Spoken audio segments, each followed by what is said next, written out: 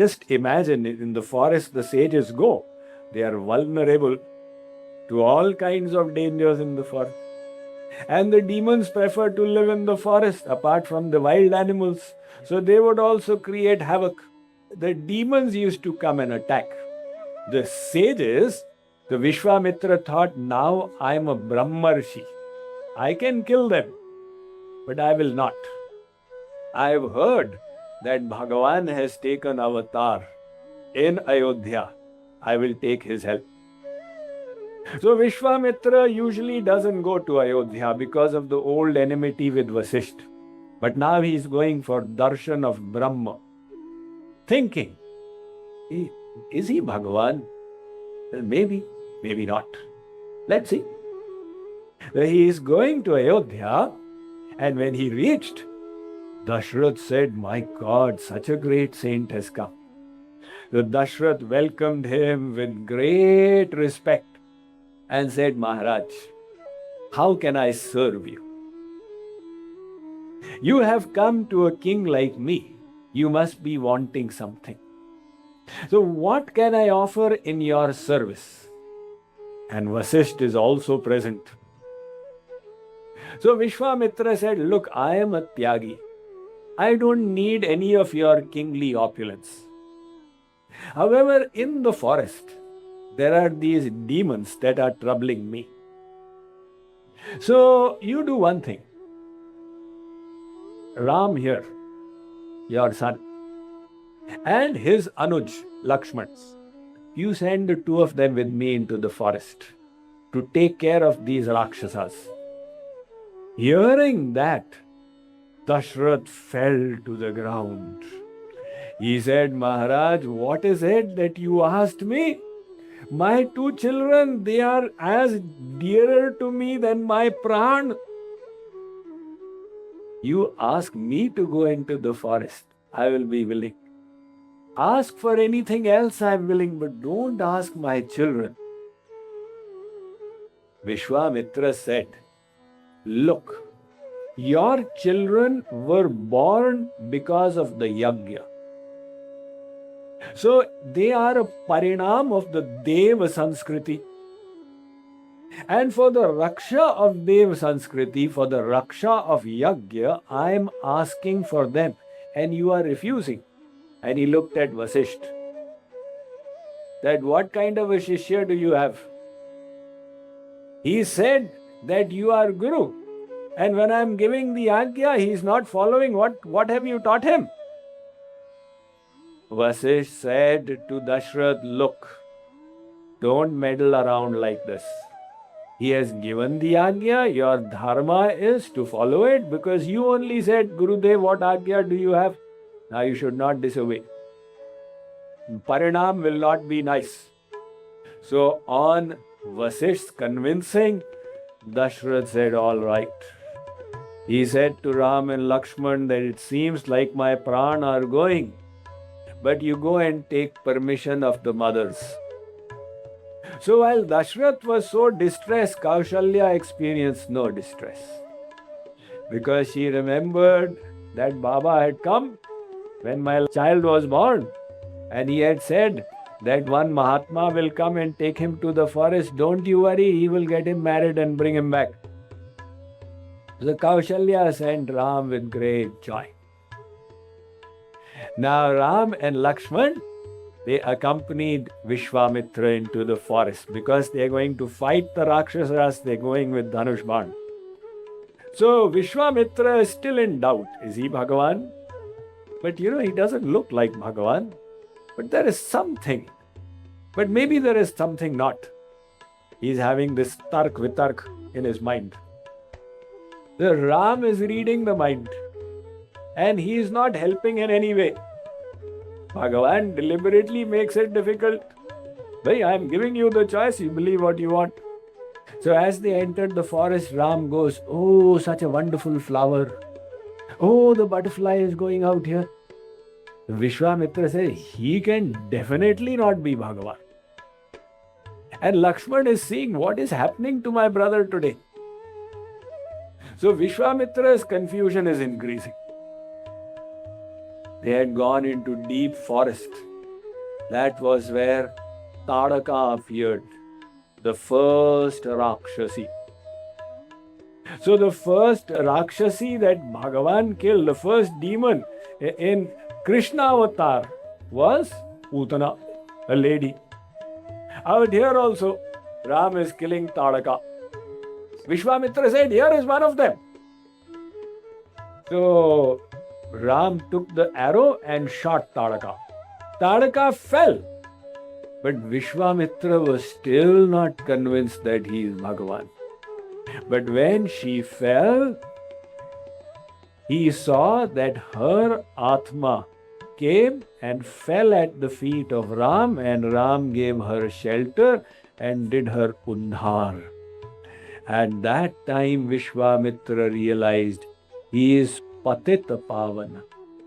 He can uplift the most fallen, even the sinful Rakshasi he has uplifted.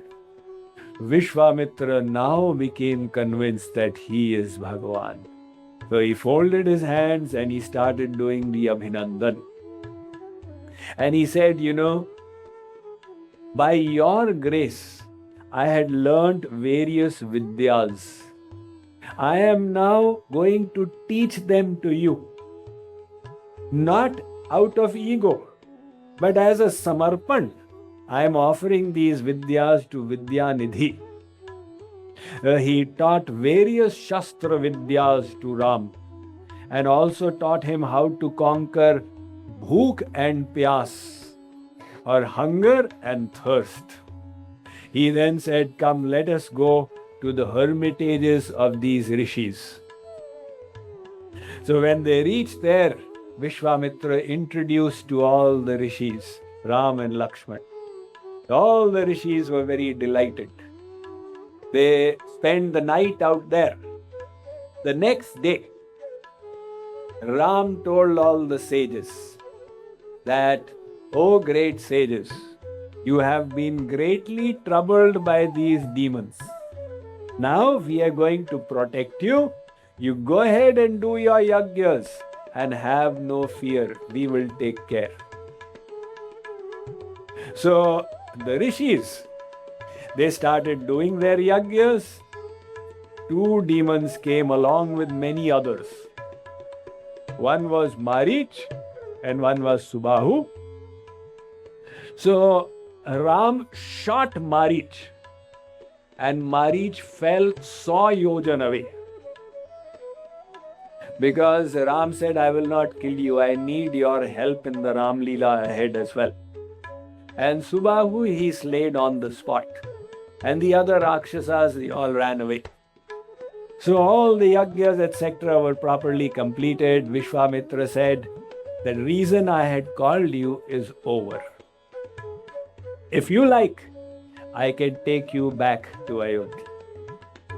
But if you want, there is a Dhanur Yagya going to happen in Mithila.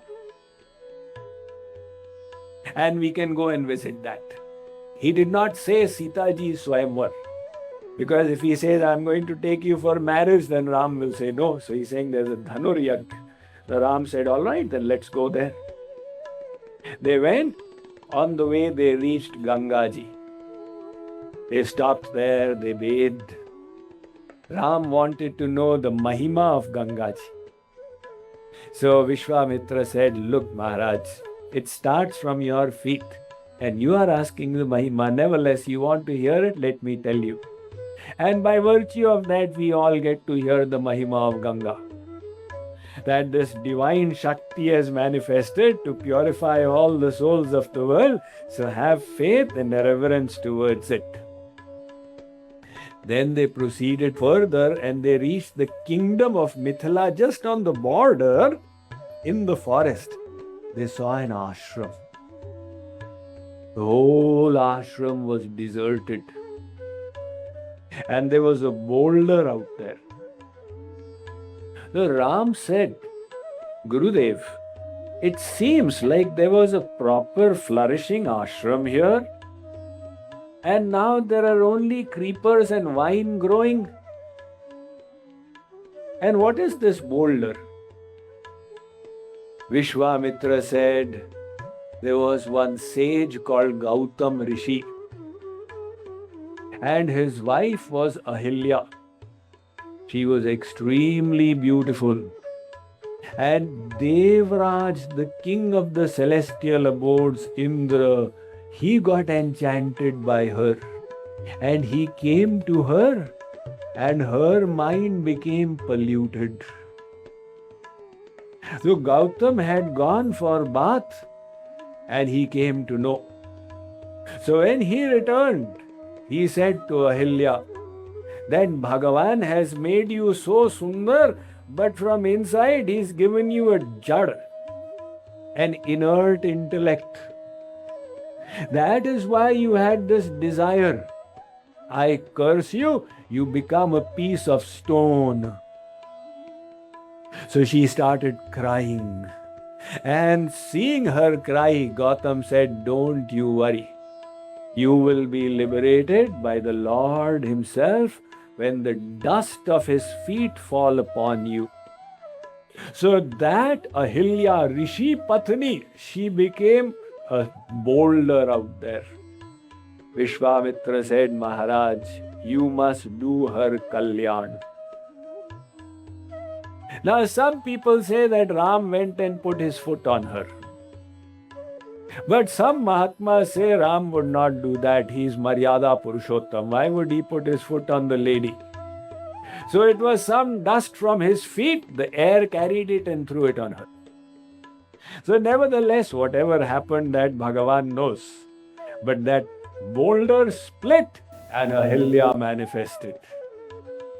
So she was resplendent in her original beauty, and she offered her pranam to Ram. She said, Maharaj, when my husband cursed me, at that time I thought it was a bad thing. But now I know that no rishi ever curses. They are only blessings in disguise.